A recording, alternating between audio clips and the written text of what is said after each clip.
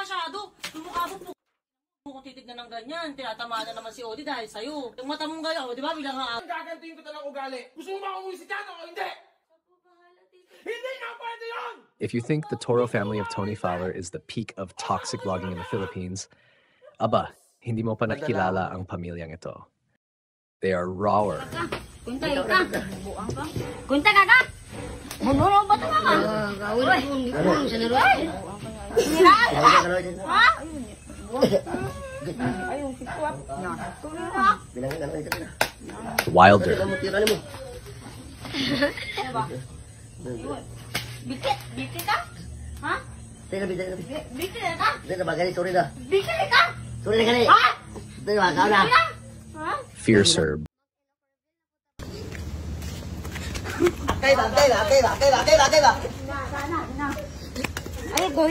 Bolder. Ilok reveal. So karon na guys, ato nag-reveal ang atong ilok nga grabe kayo kaputi. Dirtier. Umuto yung ligo sila? Oo, naman nila na Rose. Ito mo yun, na ito, tuloy sa tip. Baho kayo. Messier.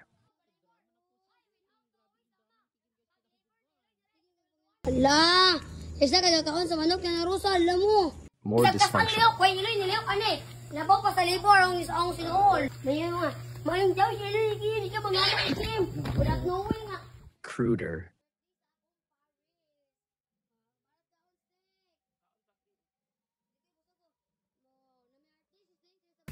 Puntahan natin ang isla ng Bohol para makilala ang isang pamilya ng vloggers na kakaiba. Kumikita sila ng daan-daang libo kada buwan sa pagbi-video ng kanilang mga kabulastugan. Nitong Marso lang, more than 400,000 pesos ang kinita nila sa social media.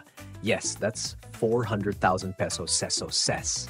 Definitely a lot compared to what most Filipinos earn. Sana all. 433,000. Divide, walo na. 8 or 4. Siminta kapin na lagi na. 4 lang. Oh, lagi? 54,000 ta. Siminta kapin lagi na. Basta yung siminta kapin. Ang inyo daw kung kumain may kakuan. Plus, utang ni Didiel 34. Plus, utang ni... Paano nila na-achieve ang 6-digit income nila from social media? Bago natin sagutin ang tanong na yan, let's meet the Turo family. Tita Tits, Uncle Turo, Snake Princess, Cyril, Gigil, Kikim, Anna Rose, and Cheryl May. This controversial family did not gain popularity by posting creative or informative videos. Their videos are unscripted vlogs depicting their daily lives. Ang pinakamabentang videos nila ay mga awayan, sagutan at mga eksena na humuhuli ng inis ng mga manonood. Hindi nakaka-inspire kundi pumupukaw ng displeasure at disgust ng karamihan sa mga nanonood.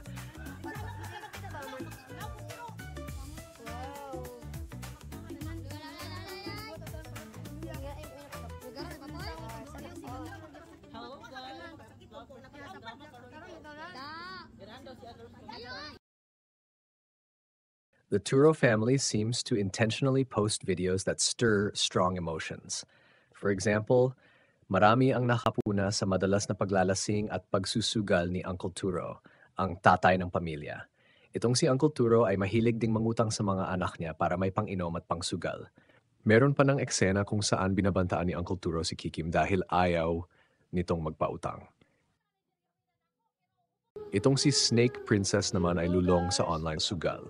Maraming beses na siyang napagsabihan ng mga kasamahan niya sa Bisaya Squad, isang popular na vlogging group. May video kung saan iyak siya ng iyak dahil sa perang na ipatalo niya sa sugal. Si Gigil naman ay nagmana sa pagkabatugan, pagkasugarol at pagkapalautang ng kanyang tatay na si Turo. Ang mga away nila ng live-in partner niya na si Anna Rose ay kadalasang dahil sa pera at pagsusugal ni Gigil. Si Anna Rose ay kinukutya dahil sa hirap itong magsalita, pero kapag nagmumura ay biglang nagiging diretso ang dila. Meanwhile, si Kikim ay pinupuna dahil sa mga questionable niyang pagbi-video. In one post, netizens admonished her for trying to take videos of Gigil and Anna Rose fornicating. In other words, sinubukan niyang i-vlog ang pagtatalik ng kanyang kapatid at ng kinakasama nito.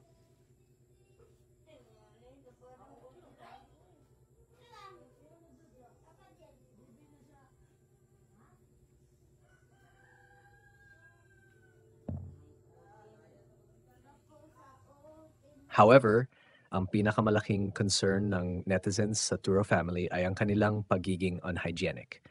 Hindi nila nakaugali ang maglinis ng bahay at palibot. Dumudura kahit saan. At may mga ayaw pang gumamit ng banyo at dumudumi lang kahit saan. Hello guys, nagyaw-yaw si Tita Tets guys, kay bahog ng tae. Isa daw nalipang siya, bang anong bahog ng tae? Unsama? Unsama? Bawa tayo na itong lataran! Hoy, tae ray! Bawa tayo na yung mabukan rin! Saray! Murag walay si ay dire kay asa na sila libang. Kisa kayo mong gidudahan day, nalipang day? Si Papa ug mga bata dire. At sabi naman ni Ana Rose, ayaw niyang maglinis kasi magiging marumi rin naman daw ulit. Oh, di ko na siya malimpyo kay mahugara gyapon kay nay mga damakers diri nga mga birders diya nga mga tapos. Ang buong pamilya ay mahilig maglabas ng dirty laundry, as in literal na dirty laundry. Nagkalat ang mga labahin nila kung saan-saan. So bakit marami pa rin ang nanonood ng videos ng Turo family?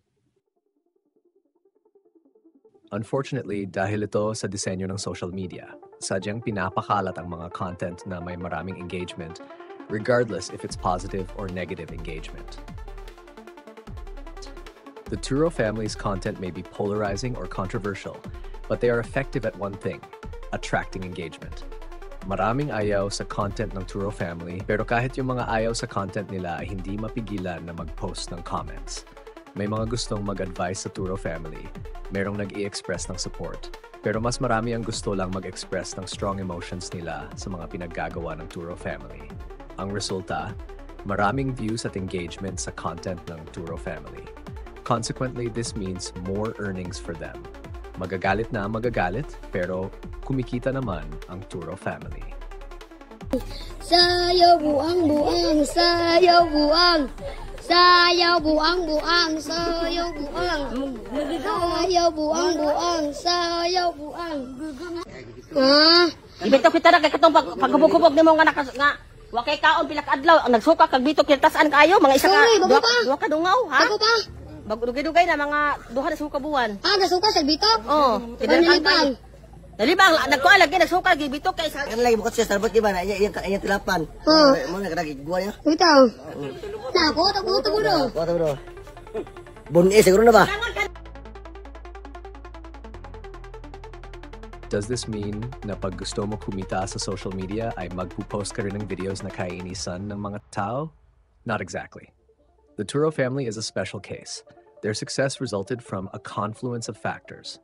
These factors can be summarized as follows. Number 1, viral videos. It all started when a few videos featuring Uncle Turo gained significant views. By the way, Turo is not a family name. It is a shortened version of Arturo, the name of the Turo family patriarch. The family apparently decided to use Turo's name for their account because of his role in attracting the crucial first viral views. Isang kulturo, gi-video-videohan pa to ni Snake sa Nicola Borrell story. Tapos kanang viral man kanuna yung kada video niya si Papa. Mao to naka-decide mi nga kanang gamaan na lang po na mo siya account nga iyang pangalan. Ya mao to kay tingala mi kay kanang may papagamo daghan na kayo mga followers, mga viewers. Number 2, hype from famous vloggers. After the viral videos, maraming vloggers ang dumalaw sa Turo family. Ilan sa mga most notable personalities ay sina Melay Cantiveros, Chito Samontina, at Bren Damage.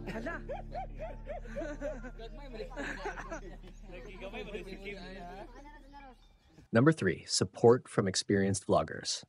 Maswerte ang Turo family dahil si Snake Princess ay associated sa isang established Bisaya vlogging group, ang Bisaya Squad. Ito ang grupo na nagbigay sa Turo family na monetized account para kumita sila habang hinihintay na ma-monetize ang ibang accounts nila.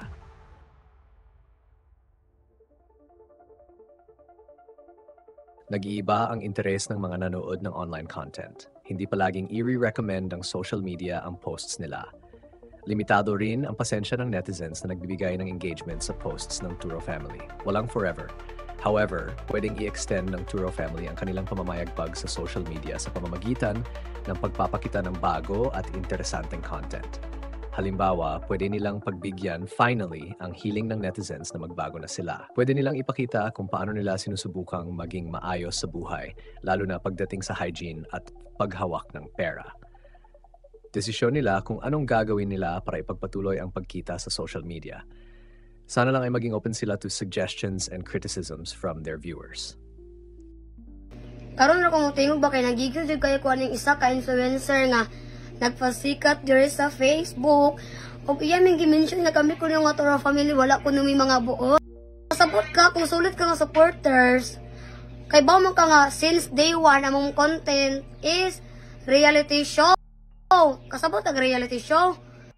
Magin mi dire reality show gani mama na content dira mi sikat sa reality show. Magbuot ka sa mong content, ikaw na lang magkami.